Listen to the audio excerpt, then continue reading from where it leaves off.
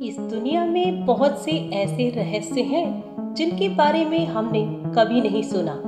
ऐसी ही एक रहस्यमयी तिब्बती साधना है लुंगगोम। इस साधना में पारंगत लोग पल भर में सैकड़ों किलोमीटर की दूरी पलक झपकते ही तय कर लेते हैं। जी हाँ, आपने बिल्कुल सही सुना। मैं किसी फिल्मी दृश्य के विषय में बात नहीं कर रही, बल्कि मैं बात कर रही हूँ वास्तविकता की। लुंगगोम एक असामान्य गति की साधना है।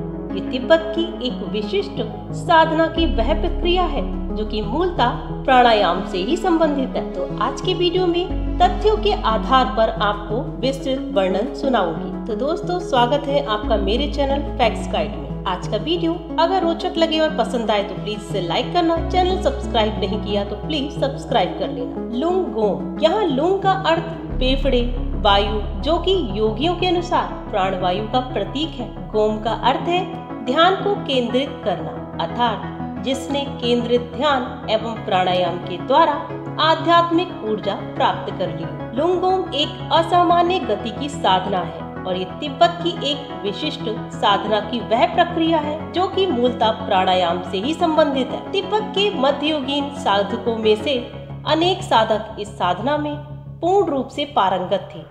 वे स्वल्प काल में ही सैकड़ों मील की यात्रा पूरी कर लेते थे। 11वीं सदी के तिब्बती संत मिलारेपा, उनके गुरु लामा एवं उनके शिष्य जिन्हें त्रपा भी कहा जाता है, वे घोड़े की गति से भी तेज गति से यात्रा कर सकते थे। मिलारेपा ने स्वयं कहा था कि मैंने एक बार 1 महीने की यात्रा को कुछ ही समय में पूर्ण कर लिया था। यहाँ पर एक अन्य वर्णन देना अत्यंत आवश्यक है। श्रीमती अलेक्जेंड्रा नील, जो कि एक फ्रेंच महिला थी, उन्होंने तिब्बत यात्रा, लामा व बौद्ध धर्म पर कई पुस्तकें भी लिखी थी और ये 15 वर्ष तक तिब्बत में ही रही थी। वे तिब्बती ज्ञान को बहुत समीप से देखना चाहती थी, जिस कारण वे यहाँ पर अपना वेश बदलकर छिपकर रहती थी। उन्होंने याक की पूंछ की बालों से नकली चोटी बनाकर पहनी व अपने चेहरे पर कालिख लगाकर भिखारिन की भांति जीवन व्यतीत किया। उन्होंने अपनी पुस्तकों में आश्चर्यजनक योगियों,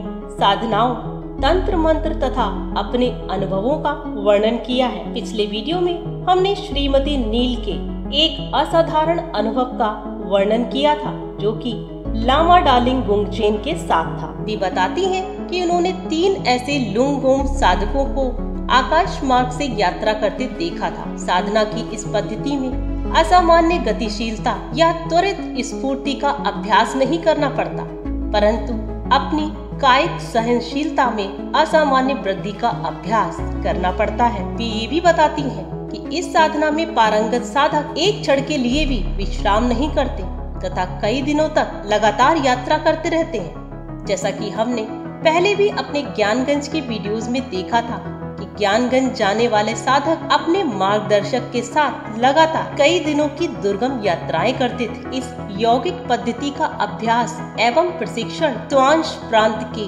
शालुगोम्पा में प्राचीन काल से प्रचलित है। इसके प्रशिक्षण केंद्र आज भी तिब्बत में मौजूद हैं। तो मन में प्रश्न आता है कि आखिर ये साधना होती कैसे है? इस साधना के द्वारा प्राणायाम द्वारा भूतत्व एवं जल तत्व की मात्रा को लगातार शरीर में से कम किया जाता है और वायु तत्व को बढ़ाया जाता है। परिणामतः शरीर इतना हल्का हो जाता है कि वह हवा में उड़ने लगता है और सैकड़ों मील प्रति घंटे की त्वरित गति से आकाश में यात्रा करने लगता है। भारतीय योग में भी इसके प्रमाण मिलते हैं। शिव संहिताकार ने कहा है कि इस प्राणायाम के अभ्यास के द्वारा योगी प्रारंभ में हाथ संचालित करते ही मेंढक की भांति कूदने लगता है और सिद्ध होने पर पद्मासन लगाए लगाए पृथ्वी छोड़कर आकाश में उड़ने लगता है। प्राणायाम के सौकर्य हेतु जो नाड़ी शोधन किया जाता है उसके 2 प्रकार होते हैं।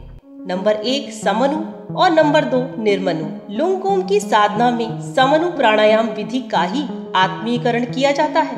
इसके अनुसार धूम वर्ण एवं सतेज वायु बीज यम का ध्यान करके इसका जप करते हुए ही पूरक, कुंभक एवं रेचक करना पड़ता है। तिब्बती पद्धति में अनुभवी गुरु शिष्य को अनेक वर्षों तक विविध प्राणायामों का अभ्यास करवाता है और शरीर में वायु पर यथेष्ट नियंत्रण स्थापित हो जाने पर उसे दौड़ने की शिक्षा देता है। इस साधना में गुरु त्रिपा को एक गोपनीय मंत्र भी प्रदान करता है, जिसे शिष्य इस अभ्यास के अंतराल में सस्वर उच्चारित करता हुआ अपने विचारों को उसी में केंद्रित करने का प्रयास करता है। इस साधना में यात्रा के समय प्रत्येक साधक को अपनी दृष्टि से किसी सुदूरस्थ तारे पर ध्यान केंद्रित करके अपनी यात्रा प्रारंभ करनी होती है और तारे के डूब जाते ही यात्रा बंद कर देनी होती है। तिब्बत में आज भी इस रहस्यमयी व अलौकिक ज्ञान या साधना या कहीं साधना को कुछ सिद्ध लोगों ने संभाल कर रखा हुआ है। वास्तव में ये साधना विधि